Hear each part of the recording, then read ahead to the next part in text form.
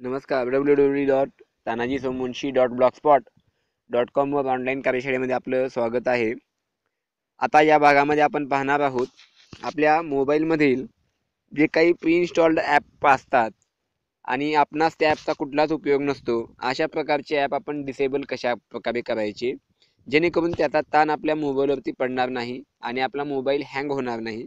मित्रांनो, आपण ज्यावेळेस नवीन मोबाईल विकत घेतो त्यावेळी आपल्या मोबाईलमध्ये अनेक प्री इन्स्टॉल्ड ॲप कंपनीने, जी मोबाईलची कंपनी असते त्या कंपनीने आपल्याला दिलेली असतात आणि मग ते ॲप आपल्या फोनची रॅमची मेमरी खात असतात. रॅमवरती ते सक्रिय असतात.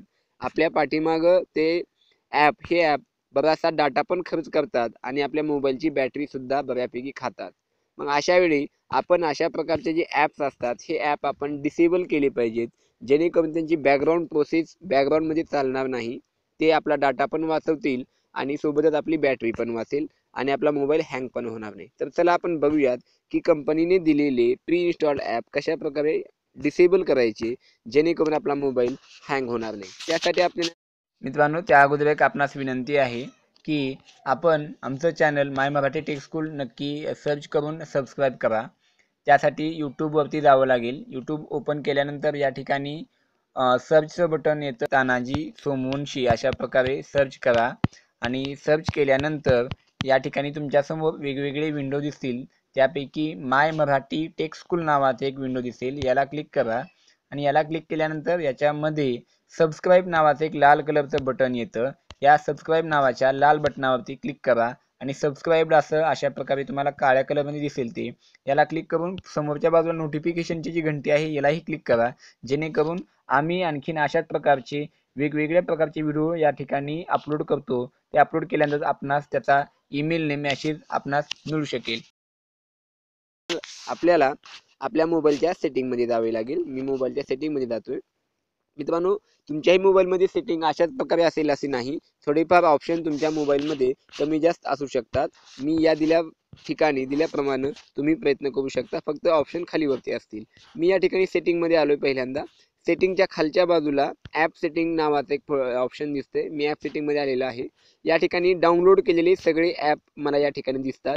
त्या पुढे गेल्यानंतर रनिंग असलेले सध्या जे ॲप सुरू आहेत रॅममध्ये ते ॲप या ठिकाणी दाखवले जातात.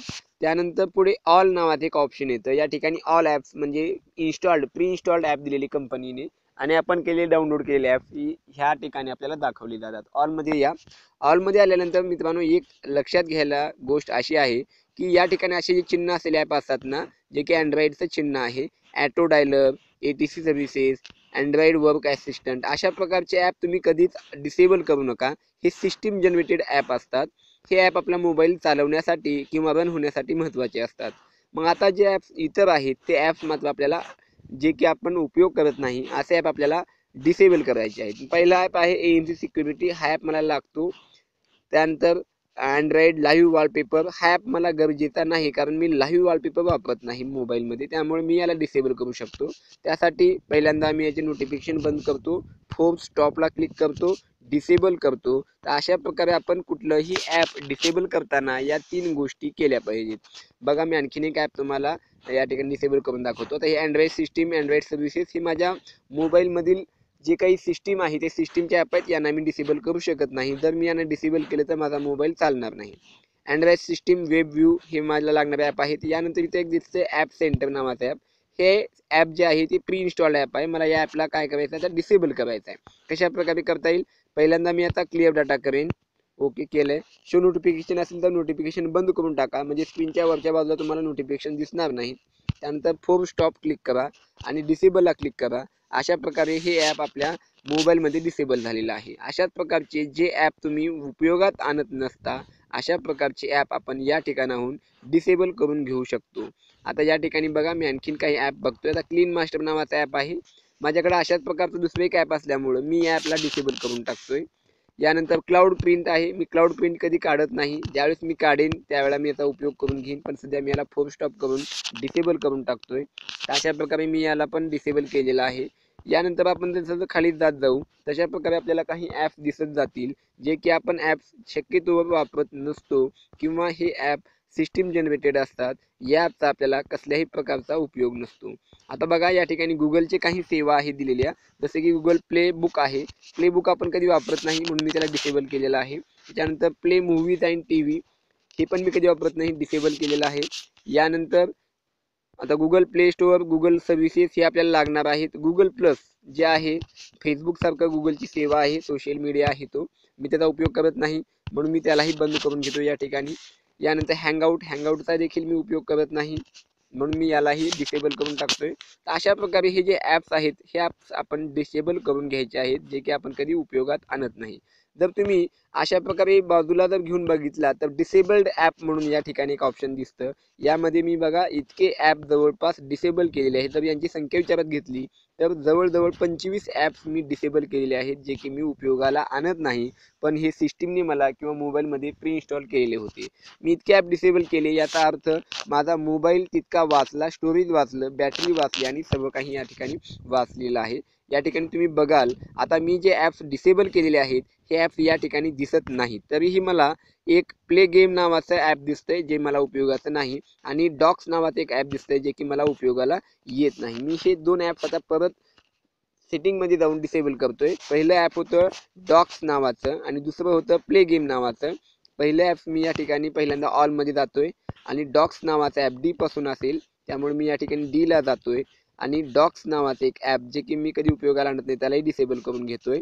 या ठिकाणी डॉक्स नावाचं ॲप मी ओपन केलंय आणि याला डिसेबलला क्लिक करतोय. क्लिअर डाटा पण याचा करून घेतोय, जेणेकरून याचा मेमरीवरती लोड पण पडणार नाही. यानंतर प्ले गेम नावाचं एक ॲप होतं, जे की सिस्टीम जनरेटेड ॲप आहे. मला याचा पण उपयोग होत नाही म्हणून मी याही ॲपला डिसेबल करून घेतोय.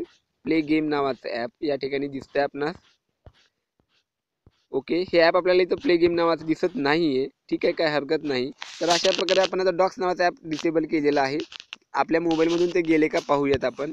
बघा या ठिकाणी जर बघितलं आपण तर प्ले गेम नावाचं जे ॲप आहे ते या ठिकाणी डॉक्स नावाचं जे ॲप होतं ते या ठिकाणी आता दिसत नाही आहे, आपल्याला गेलेलं आहे निघून. तर अशा प्रकारचे आपण ॲप डिसेबल करू शकतो. समजा मला आता प्ले गेम नावाचं ॲप तिकडे दिसत नव्हतं, पण मला इथूनच त्याला डिसेबल करायचं आहे. याच्यावरती धरून क्लिक करा जास्त वेळ आणि ॲप इन्फोला जावा, वरच्या बाजूला किंवा खालच्या बाजूला येतं. या ठिकाणी जाऊन मी या ठिकाणी डिसेबल करू शकतो याला. म्हणजे एखादं ॲप तुम्ही या ठिकाणी जाऊन सुद्धा ॲपला जास्त वेळ क्लिक करून धरा. त्या ठिकाणी जर ॲप आपण इन्स्टॉल केलेला असेल तर अनइन्स्टॉलचा ऑप्शन दिसेल, आणि जर सिस्टीम जनरेटेड ॲप असेल तर या ठिकाणी ॲप इन्फोमध्ये जाईल आणि त्या ठिकाणी आपल्याला ॲपची इन्फो मिळेल, तिथून आपण डिसेबल करून घेऊ शकतो. यानंतर आपण बघणार आहोत, समजा मला एखादी ॲप आता उपयोगाला येणार आहे तर ते ॲप मी कशा प्रकारे इनेबल करू शकतो. परत एकदा ॲप सेटिंगमध्ये जायचं आहे. ॲप सेटिंगमध्ये गेल्यानंतर आपण या ठिकाणी रनिंग, ऑल आणि डिसेबल केलेले जे ॲप आहेत इथं जाऊ शकतो आणि इथून आपण हे ॲप ज्या ठिकाणी ॲप सेंटर नावाचं होतं त्याला समजा इथं इनेबलला क्लिक केलं तर हे ॲप मला त्या ठिकाणी इनेबल होईल. आपण बघूयात ॲप सेंटर नावाचं ॲप आता इनेबल होतंय का, त्या ठिकाणी मला दाखवलं जातंय का. तर बघा या ठिकाणी आल्यानंतर ॲप सेंटर नावाचं ॲप मला या ठिकाणी इनेबल झालेलं आहे. ॲप सेंटर या मला या ठिकाणी दिसू लागले. परत मी याला डिसेबल करून घेतोय कारण मला याचा उपयोग नाही, माझी सिस्टम याच्यामुळं हँग होईल म्हणून मी याला परत एकदा अशा प्रकारे केलेलं आहे. मित्रांनो, त्यानंतरच आपण वेगवेगळ्या प्रकारचे APK फाईल बनवून ठेवत असतो. आपल्याला बरेचसे ॲप असे असतात की जे आपण ॲप कधीतरी वापरत असतो. ते ॲप आपण कशा प्रकारे आपल्या मोबाईलमध्ये जतन करून ठेवायचे आणि जेव्हा लागलं तेव्हाच आपण त्यांचा उपयोग कसा करून घ्यायचा हे आपण पुढच्या भागात पाहणार आहोत. तुम्ही माझ्या फोनमध्ये मेमरी कार्डला ॲप नावाचा एक फोल्डर पाहत आहात.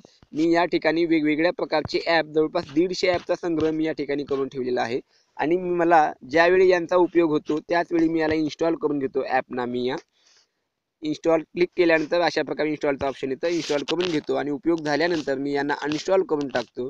तर अशा प्रकारे आपल्याला हे सुद्धा ॲप्स, कधीतरी लागणारे ॲप्स कशा प्रकारे डाउनलोड करून इन्स्टॉल करून ठेवायचे किंवा आपल्या मेमरी कार्डला आणून ठेवायचे आणि काम संपल्यानंतर अनइन्स्टॉल कसे करायचे हे आपण येत्या पुढच्या भागामध्ये पाहणार आहोत.